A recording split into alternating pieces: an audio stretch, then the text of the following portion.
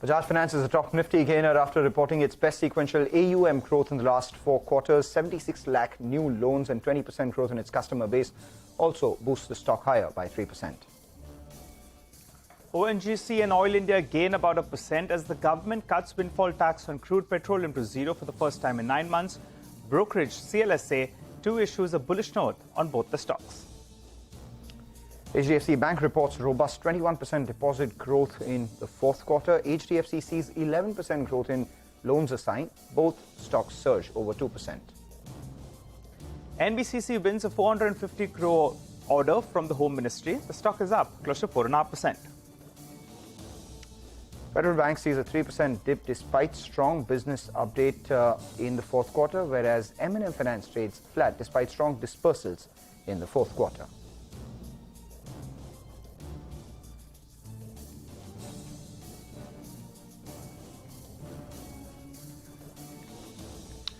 Hello and welcome to Chartbusters. I'm Nigel D'Souza and joining me as always is Mangala Malu. Well, it's good news. At around 10:30 a.m. today, the Nifty is above that 17,500 odd mark.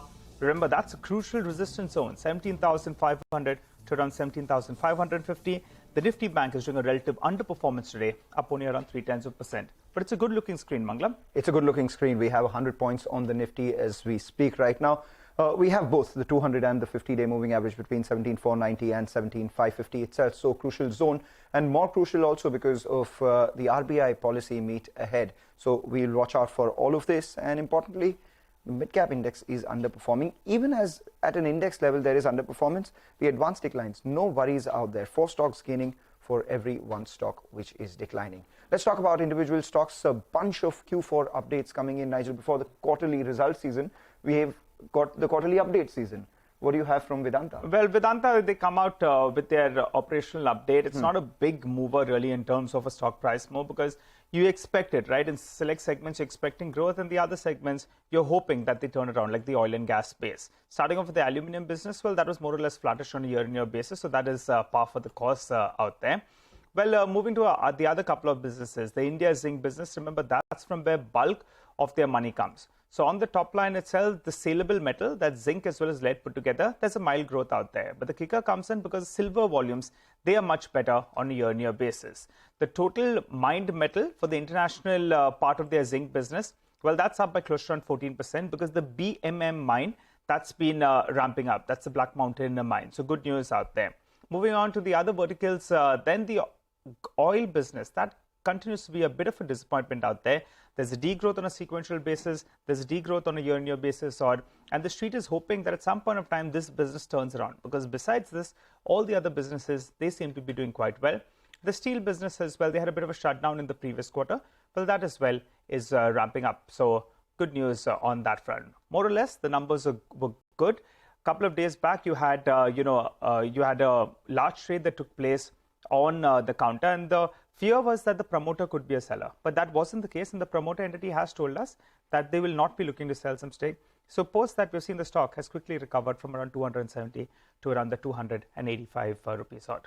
All right. So that's about Vedanta, watching out for some other stocks as well. But talking about the 4th quarter updates itself, we do have CSB Bank's 4th quarter business update, which came in a 47% year-on-year loan growth coming in their gold business, which of course has been the star of the show for the company. Deposits grew by about 21%. Pralay Mundal, who's the MD and CEO of CSB Bank, joins in to discuss the outlook for the business going ahead. Thanks a lot, Mr. Mundal, for joining in. And once again, 40% plus sort of growth coming in from your gold business. Now it stands at around 46.5% of your overall loan book. Just wanted to understand, where does this go from here as well? I mean, you have a stated target of this reducing to 20% of your book by 2030. What kind of growth can we expect in the next year in your gold loan portfolio and your non-gold portfolio? Good morning, Mangalam, and good morning, Nigel, and your viewers. Yes, we, in the long run, which is as per our Sustain Build Scale 2030 vision, we would like to have gold loan as a part of our mix around 20%. But that does not mean that gold loan business growth will come down. That will continue to grow, and what will happen is we'll expand the balance sheet significantly, including other products and services. And based on that, the mix of the gold loan will come down by 2020. But 2020 is a long way, 2030 is a long way ahead of us. Right now, I think we had a reasonable growth of 47% the growth. But the good part in this quarter, some of the other businesses like SME and wholesale, as well as some of the retail businesses started picking up. And hence, we would like to see that we become an all-round, all product services kind of a bank and just not gold business. But gold loan is a start for us, rightly said, yes. Got it. Hi, Mr. Mondal. Good morning, and thanks so much for joining in. Mr. Mondal, I want to focus on your gold loan business first. What is contributing to this growth? Is it new branches or is it the existing branches which are getting more business? That's on the gold loan part of the business. And on the non-gold part of business, it's very encouraging because on a sequential basis, the growth is very, very strong. Is it because of SME and the other, verticals that are firing now for the non-gold part of the business? Go ahead. Yeah, thanks, Nigel. So let me cover the second part first, which is non-gold business. It's early days actually for us because the base is small, whether it is SME or retail, and wholesale is also okay kind of a base. But we are really putting a lot of effort on that side. But some of those numbers will not speak for itself in the next 12 to 18 months, and you will see this kind of a growth. But FY25 onwards, you will see a rapid growth on that because we are putting a lot of technology, processes, products, leadership team, distribution, and as you know that we are planning a pan-India kind of a presence in our branch network. We added more than 100 branches this quarter. So we are now around 703 branches. So given all that, the franchise growth, you will see the real growth happening in retail and SME in the next 2 to 3 years, and then it will sustain and contribute to that. Could you quantify that? Yeah, you're talking about the gold business. Yes. Coming to your first question, which is the gold business, 2-3 things are happening. As you know, even yesterday, globally the gold prices has touched all-time high, and because of the dollar index and even the 4-year, 2-year bond yields in US has come down below 4%. So based on all this, I think the gold prices have crossed 2,000 USD. Given that, I think automatically there is a risk which is coming down on the gold loan business because our LTV is constantly coming down. So that is one part. The second part is we add a lot of new customers every quarter. That's to some extent because of the additional 15% branches we are adding, but our existing branches are doing a lot better in terms of getting new customers. We have put a separate acquisition team out there, and hence overall, obviously it's our focus because from the gold loan, the revenue we generate, we're investing into technology and other products, which will sustain the growth in other businesses as well. Right. So let's talk about a couple of numbers then. You spoke about you having 700 branches. The last 3 years, you've added 100 branches each. You want to grow your branch network, in a much stronger way, go pan-India. So what is your branch network expansion plan for the next 4-5 years? Is it going to be 100 every year, or will that growth pace ramp up? That's point number one. Secondly, you said the growth in your SME and other businesses non-gold portfolio will be much higher starting from FY25. What kind of numbers can we expect out there? And thirdly, what exactly does your LTV stand at right now? It is reducing because of higher gold prices? Yes. So first question first, which is what we do on the branch expansion. We have planned around 15 to 20% of our branch base every year. So right now, 15 to 20% is around 100 branches, and at that base grows, we'll continue to grow number of branches because it's an investment. But we want to make that investment because as we grow into other locations, whether it is north, west, rest of south, etc., the businesses will just not be gold. We are putting a lot of products and services, and in those areas, we need to have other businesses as well. Until you have a 1,500 branch network, you really cannot dream what we're dreaming in 2030. So given that perspective, our branch network growth will continue to happen over the next 7 years. Your second question was on what we do on the SME and other businesses. Yes, we will continue to grow there. What will happen is that this is one of the standard question I get is, how do you sustain this growth over the next 7 years? What we are as 2030 is. And the way we sustain is each of the life cycle, once it plateaus, something else will start filling in that gap. And that's where the SME, retail, all this will keep coming up. Gold will sustain the same level and will continue to grow there. So that's the way we plan to do it. What was the third question, Mangalam? The LTV. LTV, yeah, that's an easy one. I think LTV is well below 75% right now. RBI norm is 75%, and 75% is a mix of both agri and non-agri businesses. And agri businesses, you have LTV higher as per regulation. So we are very happy that LTV is coming down significantly. Risk is coming down, and we are not using this as an opportunity to increase the gold loan business, because we are taking this as an opportunity to manage the risk, because who knows, tomorrow gold loan prices can come down again. We'll have a challenge there. So we are not taking that route. We are taking the customer acquisition route to grow the gold loan business. Yes. All right. So, Mr. Mondal, if I got that correct, by 2030, your target is to get to 1,500 branches, right? What I said is that 1,500 branches is where we will stop and have a review. That yeah, do we need more? Mr. Mondal, I'm just doing it mathematically. Next 7 years, you add close to around 700. You're already close to 750 odd. So going by that math and, the 15% growth, 1,500 should be doable, right? Yeah, by 20. Ballpark, that's the number we're looking at. Okay, all right. Quick counter question out here. How long does it take for the branch to break even? And I ask you this because you're adding branches at a much faster clip in comparison to the banking system on the whole. So the rough timeline that it takes to break even? Yes and no. I'll tell you what, not necessarily branches which are breaking even later. And I'm talking based on previous experiences in some of the banks, is necessarily a bad story, because in what is gold loan, you have better yields, you have lesser risk, your operational costs are slightly higher, but you turnaround is much faster. So to that extent, a lot of our branches which do a lot of gold loans actually breaks even in less than a year as well. But the kind of branches we are now putting with will be, at some point of time, we will also focus on wealth businesses, retail assets, other businesses.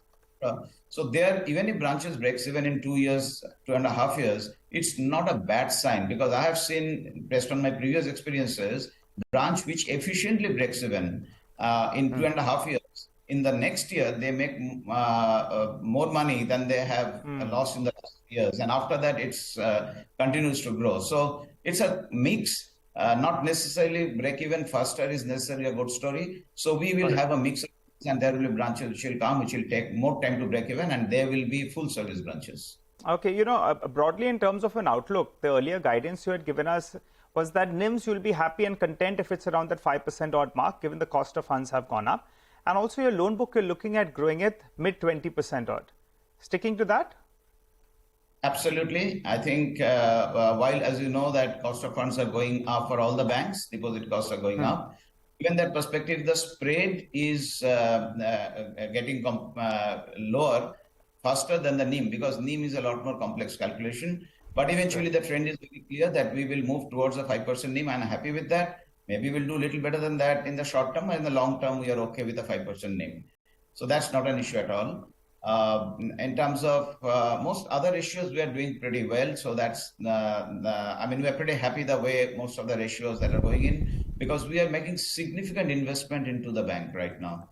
Whether it is distribution, whether it is technology, whether it is people, we are creating a completely revamped sales structure in the bank to get more customers, because if you have to build a liability, ultimately we have to understand that real sign of a good bank, long-term sustainable growth bank, is who has a good liability franchise.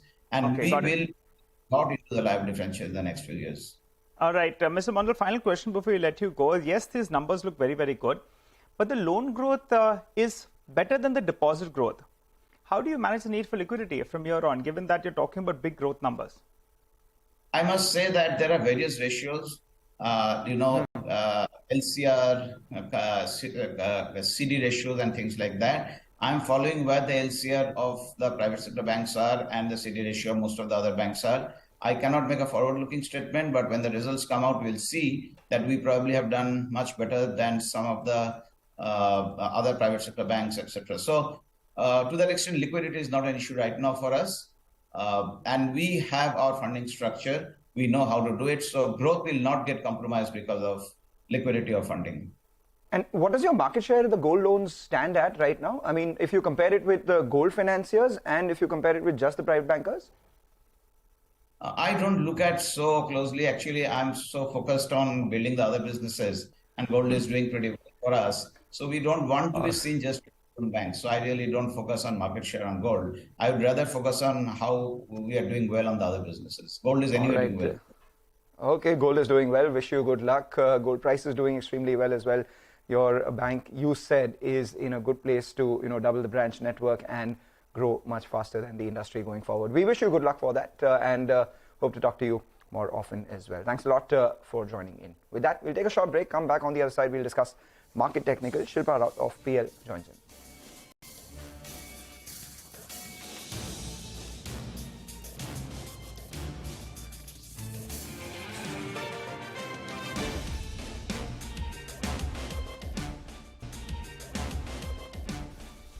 The Nifty bank has moved a little off the highs as we speak, but important news at the bottom of your screen. This one comes in from our correspondent Sapna in Delhi, and this is basically with regards to the new gas pricing guidelines, which will kick in if Kirit Parekh committee's recommendations are approved. But importantly, what she says and what she's found out is that the cabinet may take up this pricing issue in the upcoming meet, which is on Thursday itself, which is tomorrow, or perhaps even later this week. For more, we will try and get Sapna and give us some more details on that. But that's good news because clearly we're seeing both these stocks buzz, IGL and MGL, both at the high point of trade as we speak. Mangalam, on Monday morning, the big disappointment was that it wasn't considered over the weekend. And the fear was that is it getting postponed? Is it not being taken up on?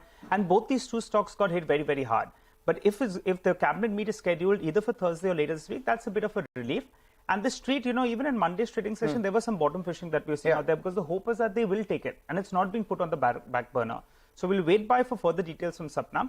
But this is good news and this is some relief that is coming in. At least it could likely be taken up, which is the reason why the stocks, they have been buzzing from the word go itself and currently at the high point of the day. All right, so we will try and get Sapna soon and give us more details on these issues. But until then, just keep an eye out on the market. We are seeing a wee bit of a slip from the highs on the Nifty bank, which has already been a bit of an underperformer. And some of these, financial names also, not part of the Nifty bank, are coming under a wee bit of pressure. We have Bajaj twins, both Bajaj Finance and Bajaj Finserv, mildly off highs, and the Nifty is below that 17,500 mark. A bit part of that could also be because of Reliance, which has now moved to the low point of trade. So how do the market technicals look now? Shilpa Rao joins in from Prabhudas Leeladhar. Shilpa, this 17,500 to 550 zone, a bit of congestion. Good morning, Nigel and Mangalam. As rightly said, 17,500 is something like a congestion. But if you look at the option chain stats, as of last session's closing, we saw that 17,400 PCR was at 0.65 roughly, which since the morning today has moved up to nearly 2. And 17,500 strike PCR is also above 1, which means that the support built-up has built up to a higher levels, and the call writers have now shifted their base completely very clear to 17,700. So another 200 points odd movement on the upside cannot be ruled out. Likewise for Bank Nifty, 41,000 is definitely looking like make or break zones for the index now, which is where the resistance is placing, and we are seeing that there's a halt and a pause movement in Bank Nifty. If we do not sustain above 41,000, definitely we'll see a slide towards 40,000 zones. Okay, all right, Shilpa, what about individual stocks? I have one buy and one sell. The sell would be on Deepak Nitride. Deepak Nitride, if you see, it's not moving past 1820 zones, and that is where the resistance is quite heavily built up. So with the stop loss of 1820, one should look for targets of 1750 to 1730 zones. The other one would be a buy in Naukri. Naukri, if you see, is it's actually inching very high. It is trading at now 3748 zones in futures, and with the stop loss of 3700 from here, one should look for targets of 3900. All right, Shilpa, thank you for joining in Info Edge at the high point of trade. But let's shift focus to our special segment where we get you ideas for profit coming in from our colleagues at Money Control Pro. Sachin Pal joins in with a stock that he's been tracking. Listen to this. We take a short break, come back. On the other side, we'll get Sapna to give us more details on the story, which is flashing at the bottom of your screen. The company in focus is Sarka Paints, small-sized wood coating manufacturer operating primarily in the northern markets. The company has been able to post strong revenue growth for the past several quarters, and even in 9 months of FY23, the company has clocked the revenue growth of almost 36% year-on-year. Well, this is significantly higher than the management guidance of almost 25 to 30% year for the next 2 to 3 fiscal years. Even on the margins front, the company has been able to witness stability in terms of the operating margins despite the volatility in input cost prices. Given that the oil prices have corrected significantly from last year levels, the company should benefit primarily on the gross margin front. However, the operating margins are anticipated to remain stable as the company is likely to incur a lot of spends in terms of branding, advertising and distribution to be able to expand its market into newer geographies as well as areas. The company continues to add new dealers at the rate of 50 to 60 per month, and the current dealer count is pegged around 2,000. Overall, business remains on a very strong footing, and the Italian core portfolio continues to grow every quarter. Even the Uniqlo scale of operation continues to scale up, and its contribution to the overall top line is also on an uptrend. The company has also launched a new water-solvent paint to be able to expand its overall portfolio offering. The business remains on a very solid footing, and around 34 times FY24 estimated earnings, investors can look forward to accumulate the stock on every correction.